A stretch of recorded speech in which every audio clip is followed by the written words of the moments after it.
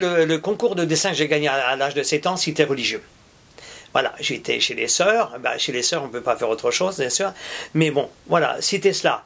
Mais quand même, après ça, le côté mystique chez moi, il a toujours été... Je suis, si tu veux, en fait, dans cet espace, je dirais pas religieux, mais mystique, en fait. Voilà, j'ai toujours été comme ça. Peindre, tel que je vois la société d'aujourd'hui, et même si ça fait mal au regard des gens, et tant pis, c'est comme ça. Il faut savoir regarder la vérité en face, même si elle est douloureuse. C'est venu naturellement, et puis à un moment donné, j'ai pris conscience, en fait. Puis, de cette conscience-là, eh bien, j'en ai fait, en fait... J'en ai fait une synthèse et je me suis dit, voilà, maintenant on va bien construire ça. On va aller très loin. On va aller même dans la destruction de l'homme, en fait, dans comment dirais-je, dans sa chute.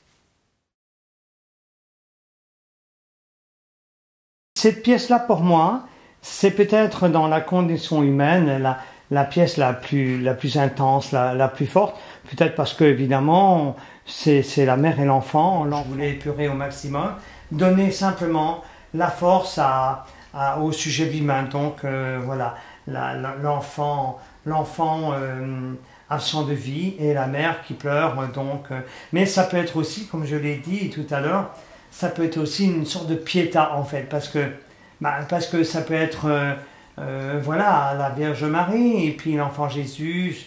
Bon, voilà, il est plus enfant, mais c'est simplement pour dire que ça, on peut se rapprocher de cela également. Voilà. Alors, en termes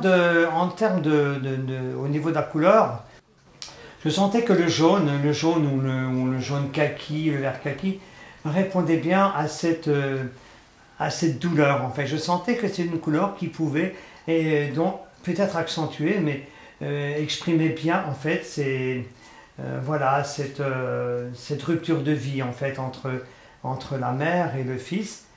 Et voilà. Et puis alors quand on voit le regard est très dur quand même. Hein. L'enfant, lui, bon voilà, il est parti, son corps est inerte, il n'y a plus rien. On le voit d'ailleurs. Bon, ce qui concerne le trait qui est épais, tout. Et tu sais, le graphisme qui est fait là, eh bien, il est fait pratiquement d'un trait. Pas tout à fait, parce que moi j'ai appelé ça le bâton japonais. Bon, c'est une fantaisie de ma part.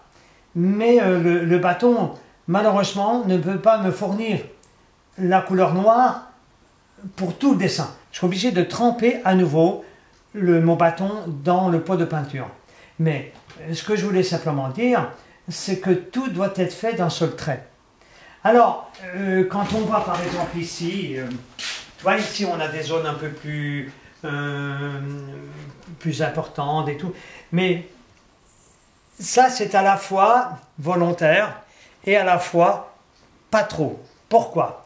Parce que quand je prends mon bâton, mon pot de couleur et mon bâton, des fois je charge trop mon bâton, et quand j'arrive, donc ma toile, je travaille toujours à plat, et quand j'arrive au-dessus de ma toile pour faire cela, quand je prends mon bâton, et tout d'un coup, il y a une masse de couleurs qui s'en va, et ça me provoque ça.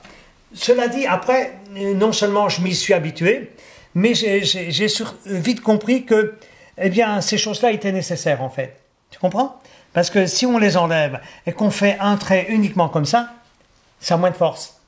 Tu comprends? Tu vois? Si tu imagines un trait comme ça partout, et tu n'as plus ça.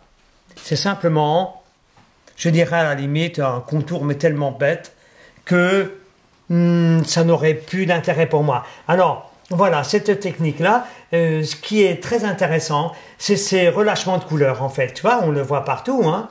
Là, quand je fais les yeux, par contre, là, c'est plus difficile parce que je dois contrôler, en fait, ce qui sort de mon bâton. Si j'avais animé le décor, enfin si j'avais fait un décor derrière, si j'avais animé le fond, ben, je ne crois pas que j'aurais pu donner cette intensité à cette œuvre-là. Je ne crois pas. D'ailleurs, on remarquera sur toute la condition humaine, il y a un dépouillement total.